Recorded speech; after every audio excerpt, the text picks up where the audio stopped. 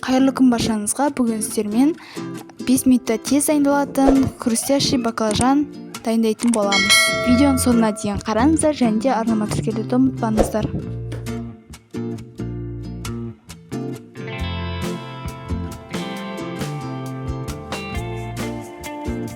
Ең алдымен баклажандарды жуып аламыз.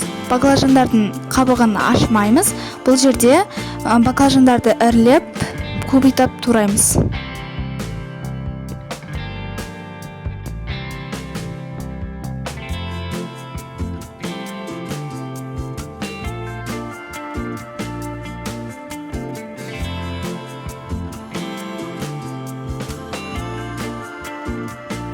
Баклажандар турап болған соң үстінен тұзды сеуіп, үстінен салқын су құйып 10-15 минутқа қоямыз.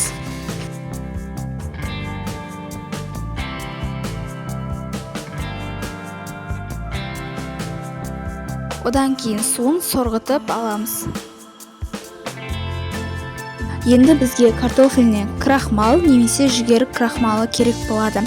Крахмалды сеуіп, жақсылап босаң аунатып аламыз. Алдын ала майымызды қыздырып дайындап қоямыз.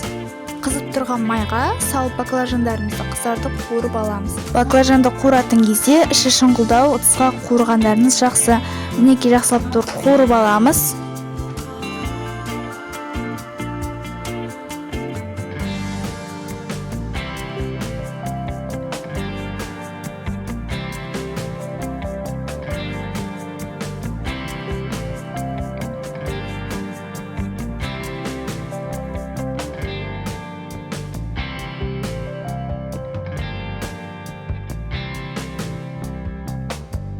Мінекей баклажандарды жақсылап қуырып алдым. Баклажандарды қуырып болғаннан кейін бір кептіріп аламыз.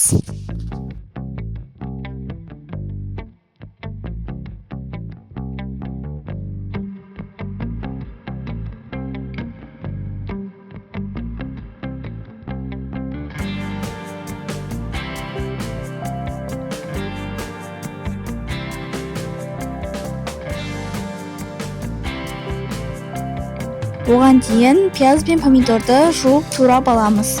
Енді салаттарды жинайтын боламыз. Ең алдымен астына пиязды, помидорды, одан кейін кептірілген баклажандарды салатын боламыз. Енді салатымызға 2 ас қасық қант, 1 ас қасық соус, 1 ас қасық оливковое масло салатын боламыз. Барлығын жақсылап араластырып аламыз.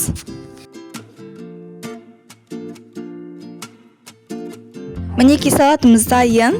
Жасап көріңіздер. Өте жылдам әрі тез дайындалады және де өте дәмді болып шығады. Мен сияқты бір жасағаннан кейін қайта-қайта жасай бергіңіз келеді. Сіздерге де ұнайды деген ойдамын. Егер де видео ұнаса, арнама тіркеліп, лайк басып, комментарий қалдыруды ұмытпаңыздар. Келесі кездескенше аман сау болыңыздар.